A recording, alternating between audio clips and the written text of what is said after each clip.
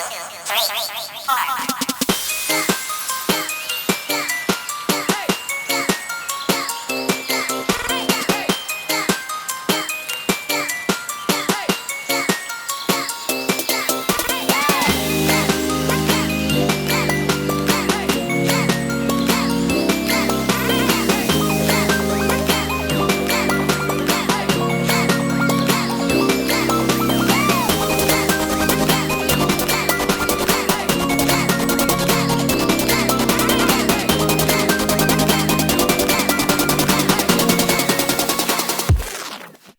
Welcome to the second episode of the Anime Explorations podcast. I am one of your hosts, Alex Case, and I am joined by... I'm David Stark. And I'm Tora Stark. And this is a monthly anime book club style podcast where we watch an anime series or movie and talk about it. And one of the things that I forgot to get into in our first episode, because it's a first episode and these growing pains are expected, is to appropriately give credit where credit is due for kind of the influences of the podcast. I kind of have two big ones.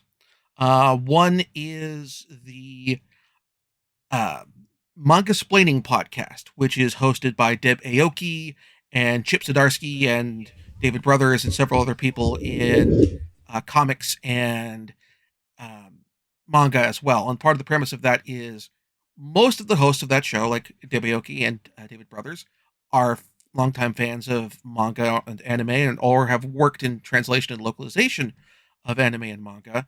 And Chip Zdarsky absolutely positively has not, but he is an accomplished comics writer.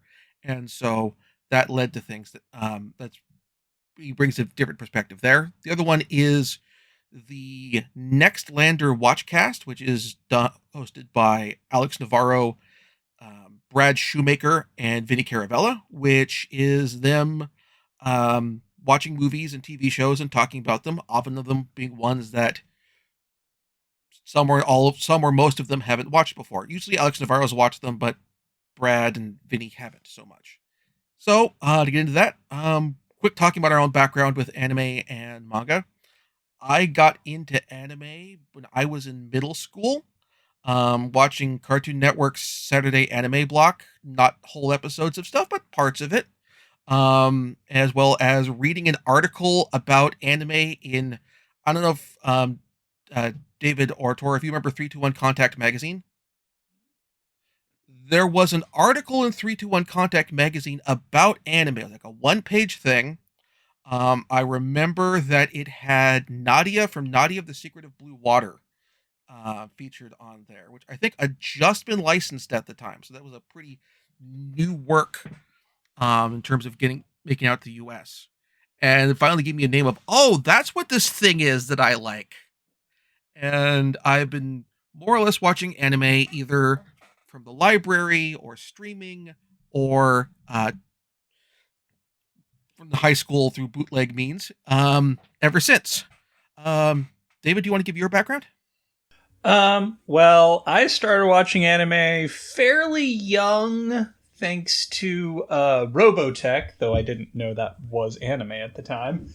I just remember, like, it was so much better than, like, the Transformers, because it was, like, this ongoing story as opposed to just one and done every episode. But after that, yeah, just cartoon, well, not even, like, even before Cartoon Network, there's, like, early morning Sailor Moon before heading off to school, and then after school, the Toonami block, Dragon Ball Z and the like, and just keep going from there. And were you... Oh, go ahead, Tor. Yeah, Sailor Moon was my gateway. Although, when I was a very little girl, Totoro was one of my favorite movies. The original dub of Totoro, which my dad rented for us on the strength of it just being a cartoon. And many years later, I was able to connect that back to anime when I got into anime proper through Sailor Moon and Toonami. Luckily, my parents were very much in that school of if it's a cartoon, it's for kids. So I would go to the video rental store when such things existed, and I could rent pretty much any anime that I wanted as long as I wasn't watching it directly in front of them.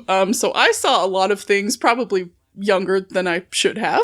Oh, yeah. Like Yep, Mermaid definitely. Scar, for instance. Oh, Mermaid Scar. But Yeah. and then in high school, same as you, Alex, it was very much the era of you get it where you can get it because there wasn't a lot of imports yet. Although that really started to pick up by the time I graduated from high school in 2004. Yes, you graduated in 2004. I'm old, guys. We are all a bunch of, as they say these days, old taku. So before we started doing the podcast, were you still actively watching anime, or had you kind of fallen off a bit? I was still watching anime in a very curated fashion because what happened was we went from watching everything that they sent over to the US to being oversaturated because they started sending over everything, which, don't get me wrong, is pretty great. But like in any medium, there are good examples and bad examples, and I got a little burned out on bad anime after a while, and so I would only watch things that were recommended to me by friends. Yeah, and then we had a kid, so... And then we had a kid, and that just slows life down, guys, let me tell you. Yeah. Although I do very much still...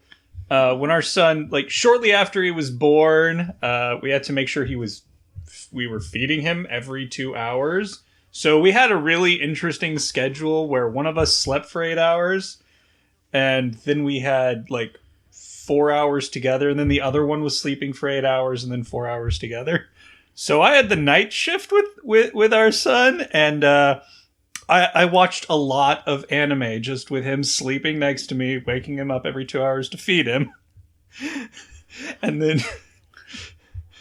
Yeah, to this day, Luke has a very positive reaction to the Yu Yu Hakusho theme because he heard it as a tiny baby a lot. Because I watched that entire show over those first few months. So typical 90s kids, really. Yeah. Accurate. So, quick bit of business before we get started. The usual engagement request of, we have an email address now. Like, we're a real podcast that has an email address. So, if you want to give your thoughts on this episode or thoughts on the show that we'll be doing next time, you can send them to animeexplorations, all one word with 2 E's, at gmail.com. And also, of course, please rate and review us on your podcast platform of choice that you're listening to it on. It really helps. Yeah, and if you want us to review an anime, let us know. Yep. Let us know if you got requests. Definitely. Within a certain degree of reason, we have to be able to get it somehow. But we will do what we can. Yeah, we will probably not be able to get to Silver Spoon because of that. Despite it being perfect, it's not easy to get anymore. Unfortunately, yeah. Same with Monster. For recommendations, keep in mind this is a monthly show, so if it's going to be something longer, we may have to break it out over a couple months. So, again, if we do Monster, for example, that's a longer one.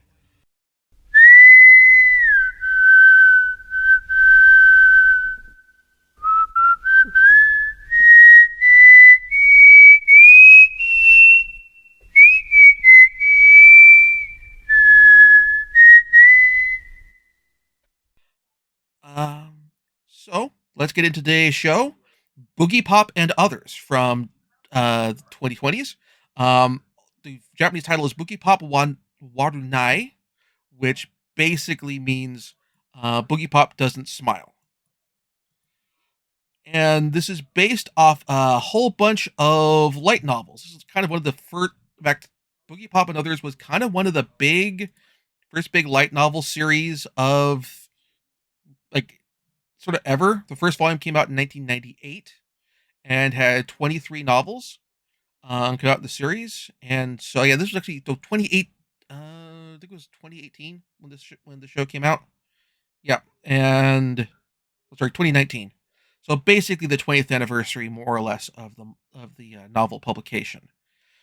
And if Boogie Pop rings a bell, but not this particular series, there was a spin-off series called Boogie Pop Phantom that came out in the early 2000s. That was a spin-off of the show and featured of the novels and featured characters, but was very much a side story. There was also a live-action adaptation of the first novel in the series, entitled Boogiepop and Others, which I have not seen. I don't know if Dave and Tora, either of you have seen it. Nope. No, but I feel maybe perhaps seeing something that was a proper adaptation might have helped explain the series, because Yeah. So the novel, or the film version, also was, because we're talking early 2000s. This was also very much shot on Digicam kind of thing. So sometimes it's referred to as shot on Shidio, but it has that Digicam look to it. For it, on some cases, also the footage being shot by the actors in the film. So it may be a bit of an acquired taste in that situation. honestly, anyone who's seen a film student project, you know sort of roughly what you're getting into. All right, so the recent series, the one that we watched today, adapts 4 of the novels.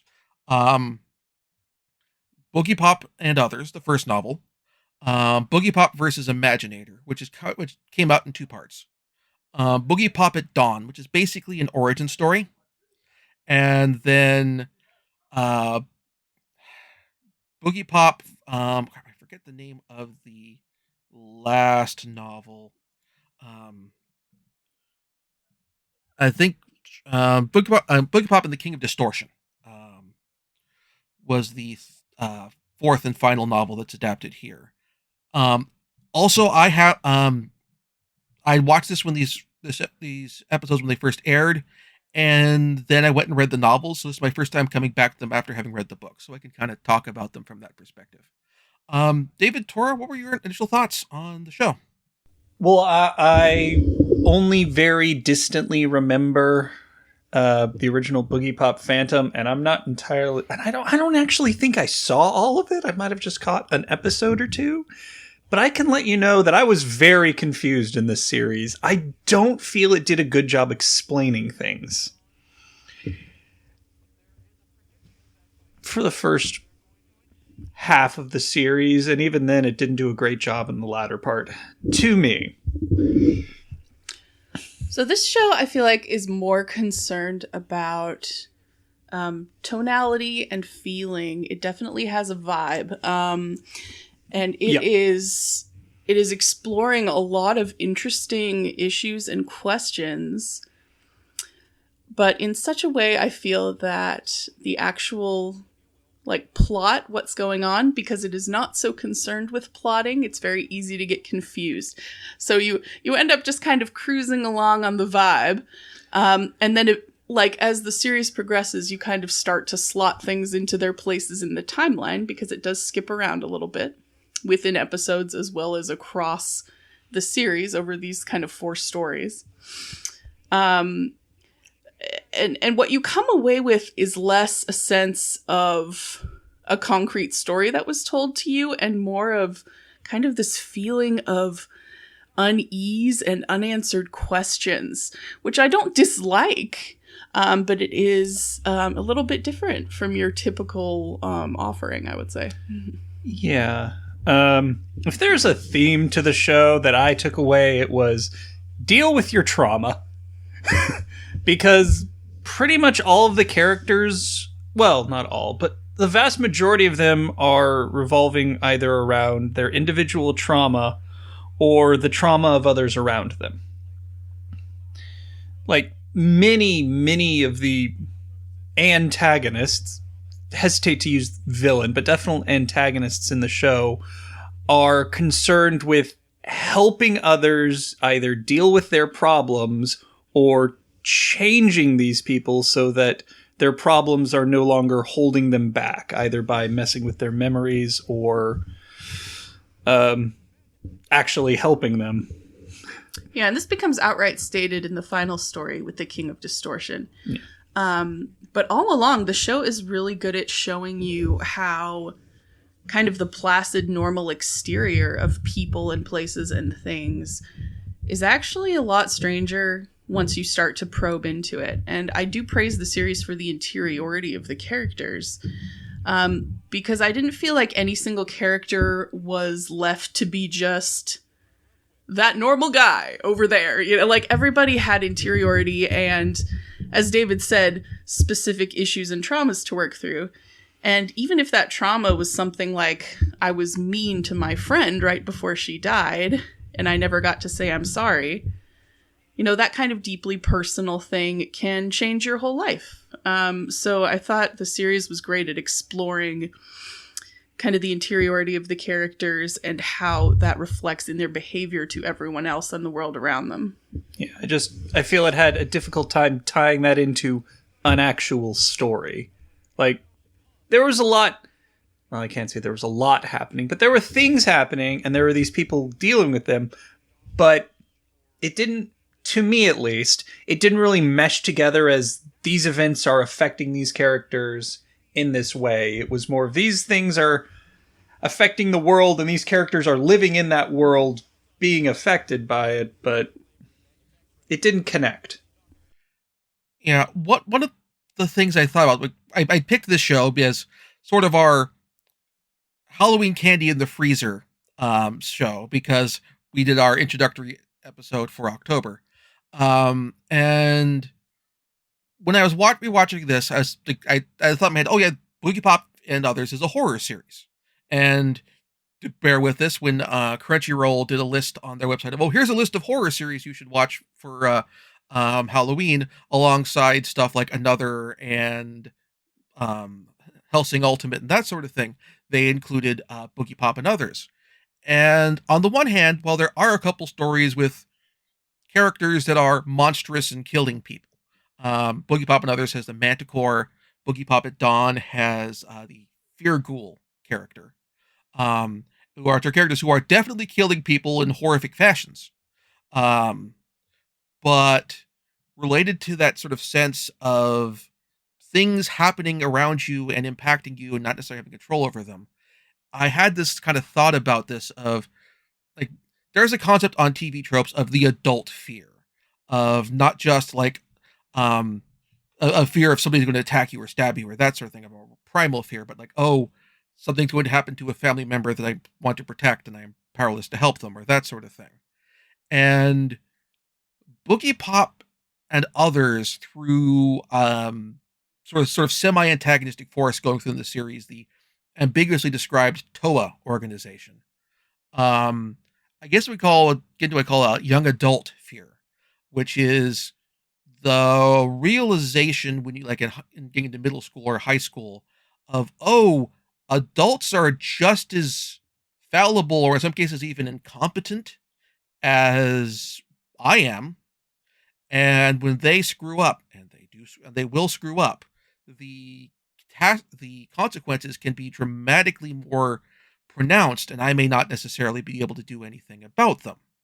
And that, I think, fits in with that sense of dread that the show kind of really does a good job with, where a lot of the biggest threats in the show, to an extent, again, Manticore, Fear Ghoul, even at the end of the series, not the King of Distortion themselves, but the character who built the tower wherein the events all take place, are all entities created by or consequences of the actions of the TOA organization that went completely out of their control and caused shit to hit the fan.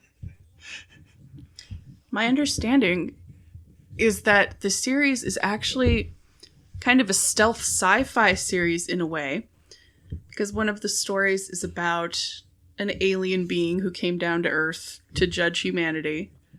He was captured by this organization, and he's the reason that they're able to make augmented humans and monsters like the Manticore, which was a clone of this being, and drugs like the ones the Fear Ghoul used to become, well, the Fear Ghoul. But it doesn't go into this too much, which I think is a good thing. Like, the show just leaves it as these very dark forces kind of just beyond the edge of your understanding that abruptly show up and ruin your life. And I agree. I think that's very much a fear that you start to come to grips with as a young adult, as a high school student. This sense that there is so much that is outside of your control. You have to just react to it the best way you can, because that's all you can control is your own reaction to it. And in this sense, I find Nagi to be the most interesting character, because her reaction to being exposed to these things as a very young woman was to kind of turn herself into a superhero-esque character to keep other young people from experiencing the effects of this dark other world. And so I wanted to see more about her, but we actually didn't get enough time with her for my preference. She's very much what in like a shonen, an action anime, she would be the protagonist. But this isn't that kind of story. Mm-hmm. Like, I think if they went that route, it would be pretty good. But also more generic. Yeah. I mean, sorry. It's also interesting that for a show called Boogiepop and Others, definitely the sense is much more on the others than on Boogiepop. Boogiepop is not the protagonist of this show. And it's interesting where we encounter characters where... So, quick explanation of who Boogiepop is Boogiepop is both a urban legend and a person. The urban legend is Boogiepop is this mysterious Shinigami, this reaper who people think will come and get you when you're at the peak of your beauty or whatever. But no, actually it is the alternate personality of a young, perfectly normal high school girl, seemingly perfectly normal high school girl named Toka Mayashita. And when weird crap starts happening, Toka manifests the Boogiepop personality. Probably the closest comparison, the other thing comes to mind, something that I had not seen and was not familiar with necessarily when I watched the show originally, but was familiar with now. Boogiepop is kind of Moon Knight. Well, I don't think so exactly, because like we see in Dawn of Boogiepop looks different. So it seems that she's less of an alternate personality, or at least the way I understood it is more of a possessing force. And so... Yes, the show leaves it ambiguous as to whether Boogiepop is some kind of supernatural entity or if Toka just has dissociative identity disorder. Because that's certainly what some of the people think. Or what's going on. And that contributes to the sense of, I don't know what's going on. Obviously, the characters don't know what's going on. What is going to happen to them? That sense of dread that we've been talking about that builds up. Because we don't even know, what the protagonist of the show's deal is. And you said they're not the protagonist, which I agree with. Title character. But the title character. There we go. Yeah. One of the useful things mentioned also is Boogiepop and Toka, while it's the same voice actress for both, they speak differently. Boogiepop is more masculine. If you're listening to Japanese dubs, he uses masculine pronouns for himself, personal pronouns for himself, because that's a thing with Japanese. And whereas Toka talks like a teenage girl, and it also does have the bit of the Batman Bruce Wayne voice effect there, which makes for a few interesting things in a couple scenes where you have a couple characters, like you'll have Toka and Kazuko during part of the versus Imaginator arc. We're walking along a berm and talking, and Kazuko brings up some stuff that she's observed about what's going on with, she's picking up some stuff about Imaginator, and then Toka, just in the middle of conversation, switches to Boogiepop voice, drops a few lines in, and then switches back to Toka like nothing happened.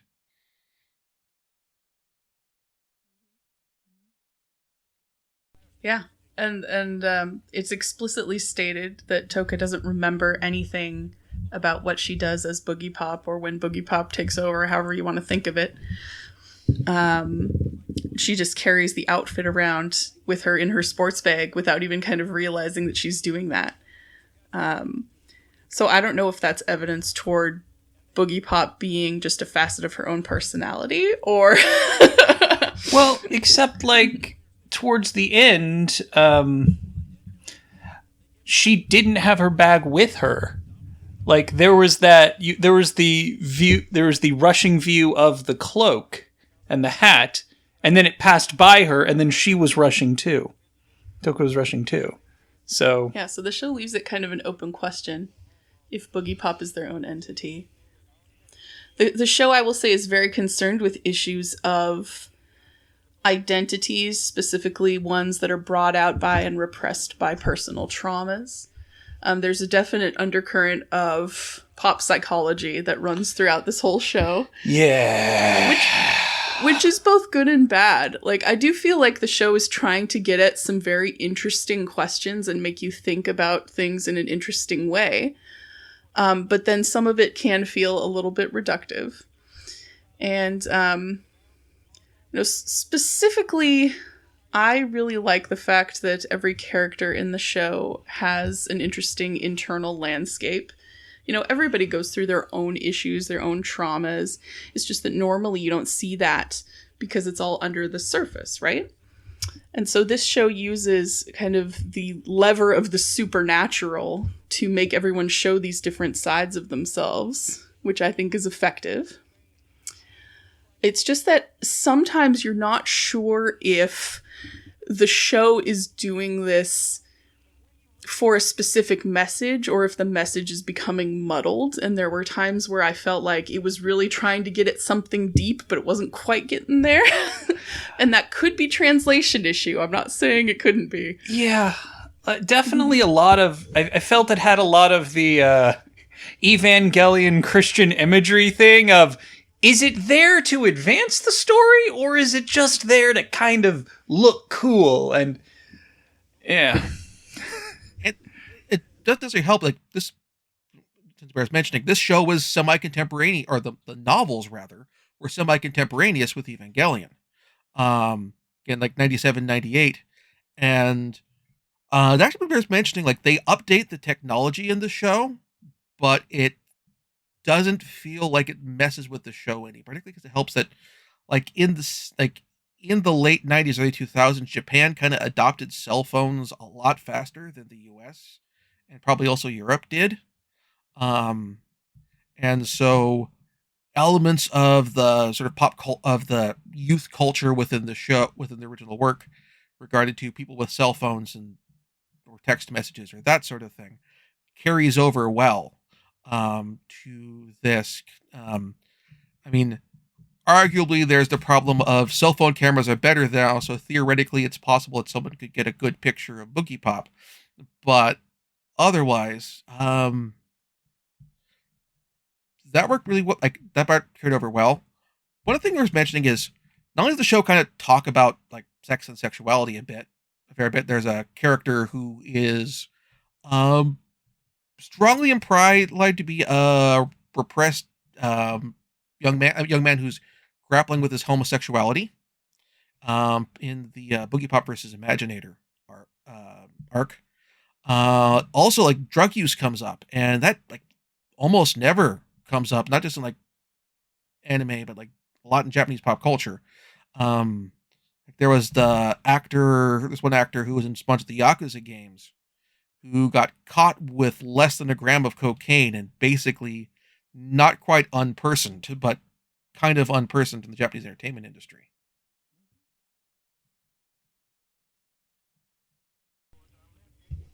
Yeah, I will say that for all the supernatural elements, the world of these characters did feel real and lived in. in a way that I appreciated. I think especially because it was a series of stories as opposed to one long continuous one like some series are. It was cool to see the same locations come up again. And even in some cases, we would see the same scene come up again from different perspective, or kind of a different time frame, but the same kind of thing going on, but from someone else's point of view. And so it all felt very consistent in that way, which I appreciated because I was trying to put it all together in my head the whole time. And I was just like, okay, that's this person, and they're doing this with this person, and this person had this trauma, and this person saw this monster, and yeah, there's a bit of a puzzle put together aspect of watching it that I kind of enjoyed. That was certainly, even though it was a little frustrating. Yeah, that was definitely the first arc where each episode is covering the same amount of time, but each episode is covering different characters through that period of time. Like, yeah, first episode ends with Boogiepop telling the boy is like, well, I'm done. Threat's over. And he's like, but you have no idea what the resolution was because he wasn't there. One other fun thing here, I almost didn't want to forget this is, so like in certain other franchises that popped up in the anime culture recently, because it actually started having its own new anime adaptation about the same time. Like JoJo's Bizarre Adventure, there are a lot of music references in this show, including some remarkably deep cuts. Like in Versus Imaginator, there's like some like deep level Prince references in there. Like there's the obvious ones of the main like location for the climax of it is called Paisley Park, which is pretty straightforward. And there's a recurring motif in there of the characters' names too, right? Camille and Spooky Electric. Yeah, Spooky Electric, which Camille, I knew. Spooky Electric I was not familiar with, as far as the Prince reference. And also the Sometimes It Snows in April bit, recurring theme motif in that storyline, which so a couple years after this aired, and we recorded this, we had snow in April in Portland, the Portland area. So I did end up going on social media and basically been going, God damn it, Imaginator. Knock it off. Yes. That shoveling the sidewalk. That was not something I was expecting to do in April. But I finally got to use my snow shovel. Global warming as a facet of climate supernatural activity. Climate change. Well, yes, overall climate change. Probably, like, going into this from reading the novels, probably the bit that, like, I was interested to see how they handled it was actually with King of Distortion. Because King of Distortion in the novels, there's a couple recurring pieces of music that are playing constantly over the course of that. In the episodes, they are semi-generic rock tracks. In the novel, they are two specific tracks. Custard Pie and Kashmir off of disc 1 of Led Zeppelin's Physical Graffiti album, which causes the end of the episode, and to a certain degree the concept of the tower, to have a bit more where the story is set, to make a bit more sense, because the password that helps unlock everything more or less is Stairway to Heaven, which admittedly is the wrong album, but the right artist. Right artist. Big leadhead over here. I can say with certainty that Kashmir would have improved that episode, because it improves everything. But yeah, Zeppelin is notoriously leery of licensing out their tracks, so I doubt that they even tried. But it would have been awesome. Yeah. I did like that the King of Distortion, the distortion was represented by this music and that kind of fuzzing and pixelating of the screen. So you had visual distortion, audio distortion, and emotional distortion was what was going on in the characters' headspaces. All I needed was someone to play Kozilek, the Great Distortion. Yeah, I went to Magic the Gathering too, I'm sorry. One other thing I'll say is I really enjoyed how the antagonists, as David said, I wouldn't necessarily call them villains. All the antagonists had very clear motives, and they were very well fleshed out as people. Like, you understood them all. I think the most unrepentant villainous one was the Fear Ghoul. But, I mean, she started out kind of a normal person and then injected herself with some experimental drugs, so we don't know how much of that personality shift was the result of the drugs. I mean, it's standard Batman supervillain origin. That's true. But the King of Distortion I felt particularly drawn to because he was trying to get everyone to overcome their own trauma, but he couldn't see into his own heart and deal with his own trauma, as Boogiepop points out at the end. And so I feel like he was kind of an interesting way to look at the series as a whole, as you can kind of hand-wave the supernatural elements if you wanted to as outside forces over which you have no control. Because I think what the show is really trying to get at is how you react to them and how you manifest your trauma in ways that add to the world rather than ways which threaten it or do harm to it and to others. And from that point of view, that was my favorite arc, even though there was a lot of other stuff going on in it. Yeah. Yeah, the Great Distortion arc was definitely, I want to say, narratively the most satisfying, as opposed to Verse Imaginator, where it's all just handled real quickly and shoved under the carpet, so to speak. Well, no, there are parallels there to the Great Distortion as well. There well. absolutely are, in that, because the character who could see people's souls or hearts manifesting as plants couldn't see his own, so it was kind of the same idea there.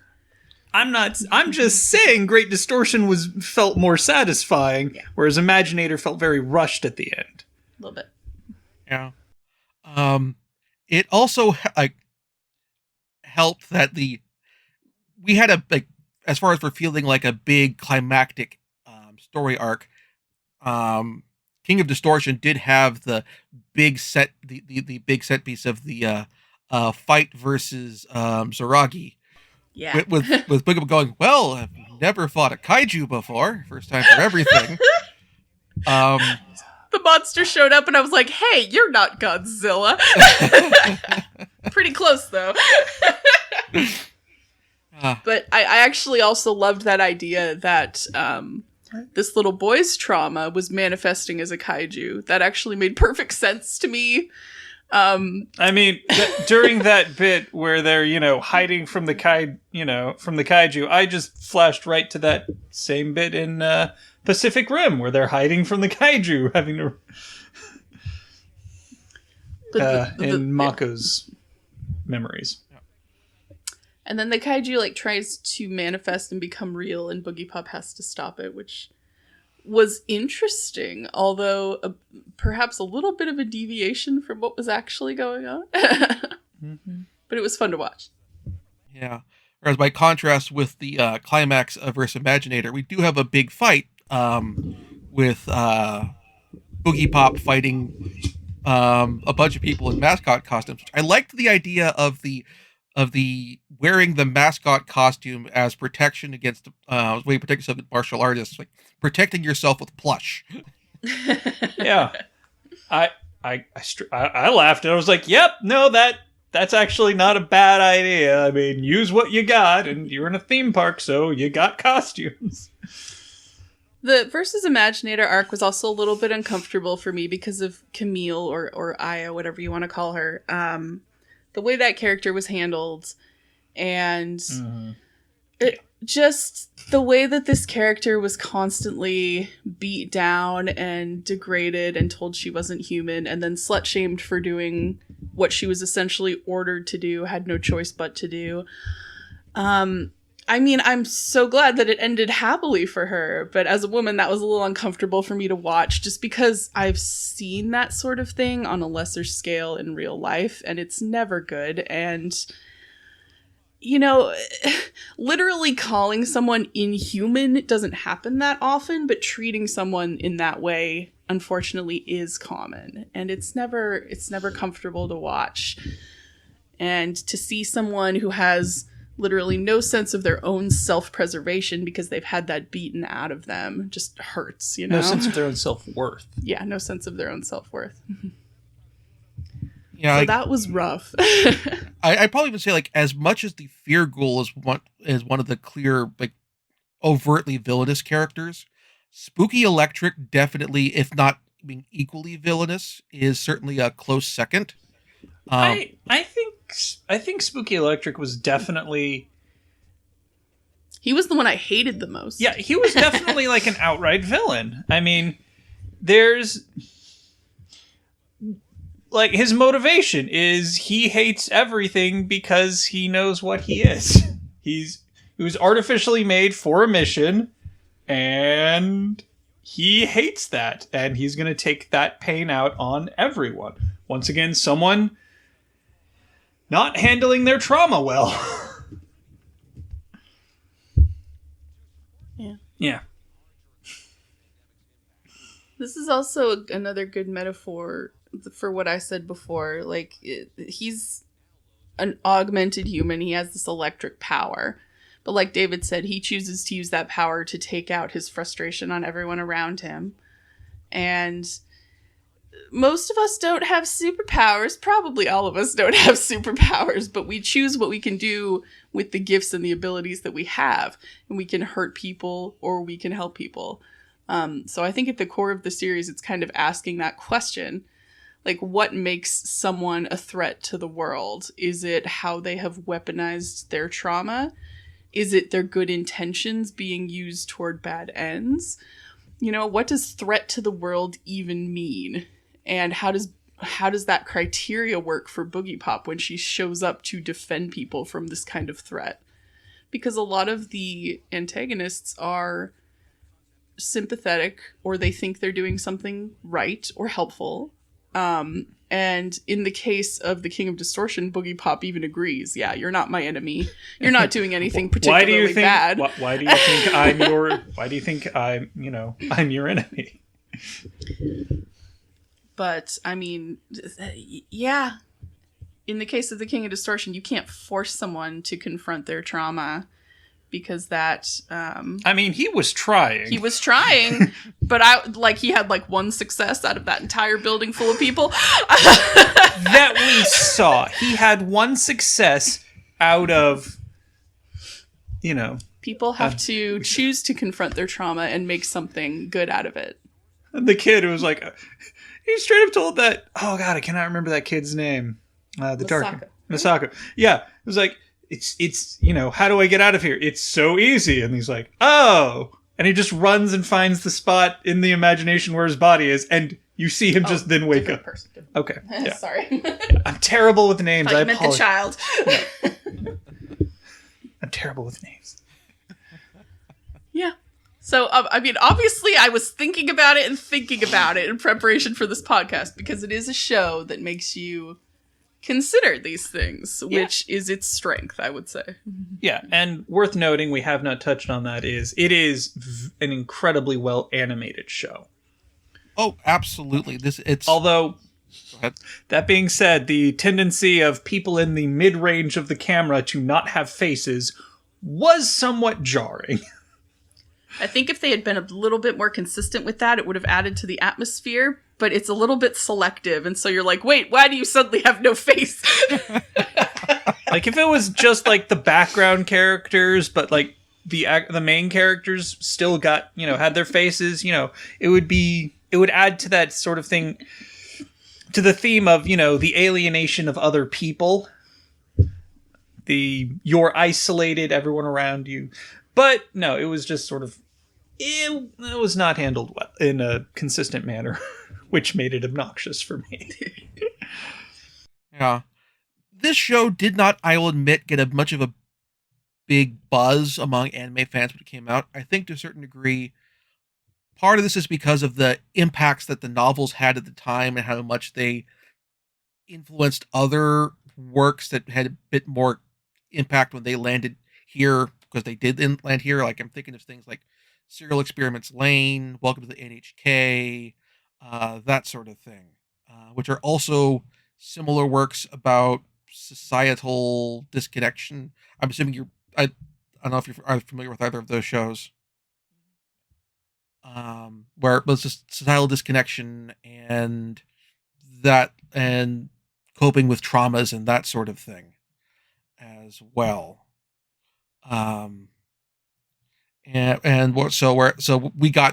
We're getting these stories like 20 years after they came out in Japan and made a big impact and inspired all these other authors, and then we get the works that have been at the time got the works from dialogue with it, and then we're not getting the actual original stories until much, much later.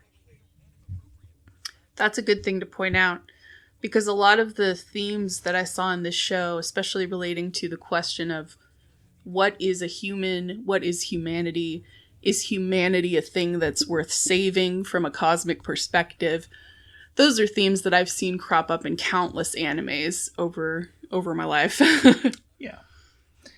And it didn't really give us an answer.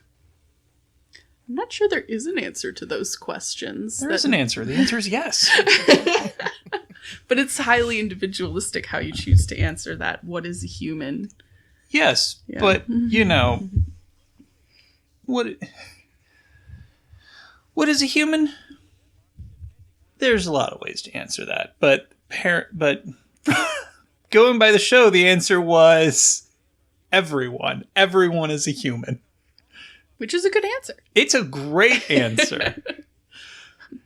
Even the monster from outer space is relatable. Monster from Echoes? I mean Echoes. He wasn't a monster, but he was this entity sent to Earth to judge humanity. So from that point of view, it was kind of like, okay. What? You've seen our good side and our bad side. Now what? Unfortunately, I am incapable of taking the I am sent here to judge you seriously due to the Venture Brothers. Curse you, Venture Brothers. And God, what was that episode? 10 Minutes to Midnight or something? And their alien judge was like, do not pay attention to me! Ignore me! Yes. Don't look at the wizard behind the curtain. So, yeah, I really enjoyed revisiting the show again. I'm glad I watched it when I first did. It's fun to come back to it again, particularly having read the novels and watched Moon Knight and various other things before then, and having additional lenses to view this in. Would you say that it was more fun on rewatch? A bit, yes, actually. Like, particularly, like, considering, like, contrasting the books with the show, where, like, the show handles the shift in perspective, or the shift with Boogiepop and Toka so much better, because you have a voice there, as opposed to on the page where it's translated text and you're not necessarily getting the pronouns, because that's not how English works. And that sort of thing. That actually reminds me, did you watch the dub or subtitled? We watched the dub. Watch the dub, because that's what was available on Crunchyroll. Okay. How did the... I mean, the sub might be, but it wasn't the first one that came up. Sub was on there as well. So how did you feel about the voice acting, both in general and kind of for the Boogiepop and Toka transition?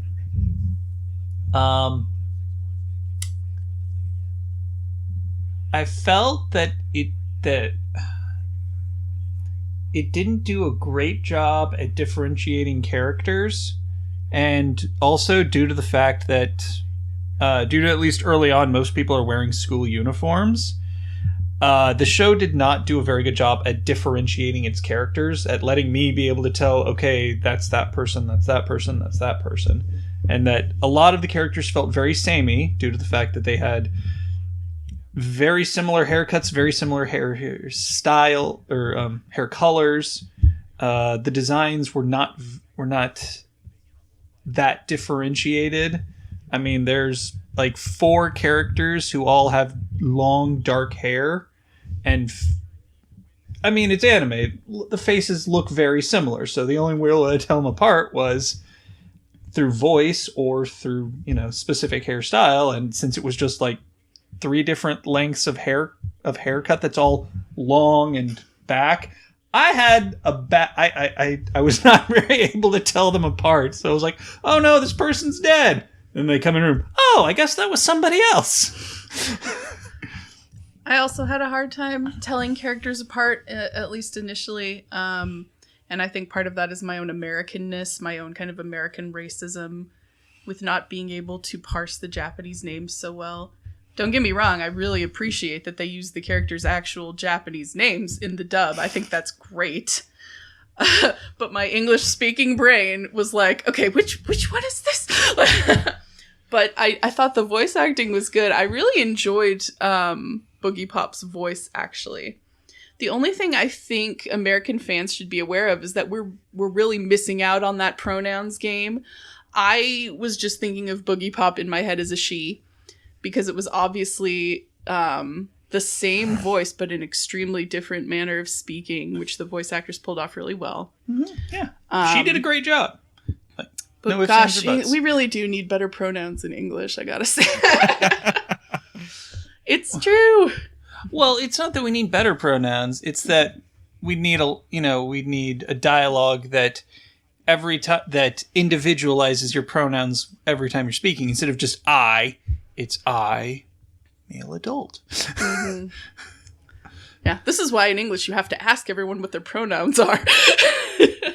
There's otherwise no way to tell. But I don't think it ever comes up in the dub that Boogiepop identifies as male. So that just, if it did, it went completely over my head, but I'm pretty sure it's never mentioned.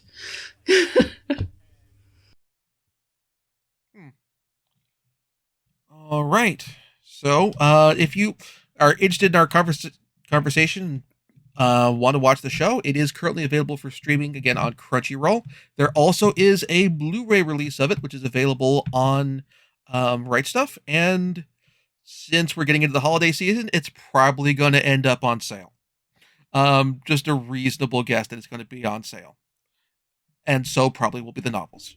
Gotta hit those sales. Speaking of things that are also probably going to be on sale, but are in keeping for the next month for December, in keeping with the holiday spirit, we're going to be doing a Blast from the Past. One of the fun things that's kind of happened in the anime industry over the past 10 years. We've been getting lots of fun old stuff that was not licensed previously or had been licensed but was never really distributed well. And that's what we're talking about next month.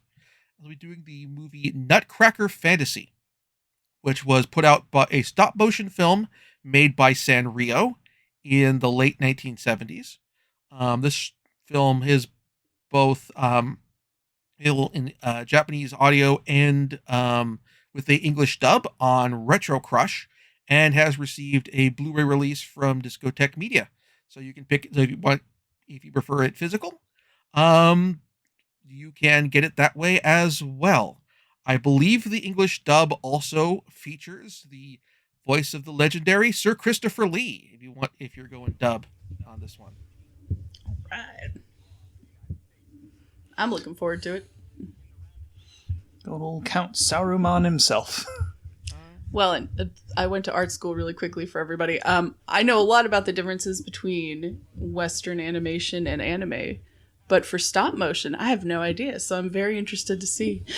All right, so you can look forward to that next time. And if you have any questions or comments, either about Boogiepop and Others, or for Nutcracker Fantasy, then go ahead and send those to our email address. Once again, that is animeexplorations@gmail.com.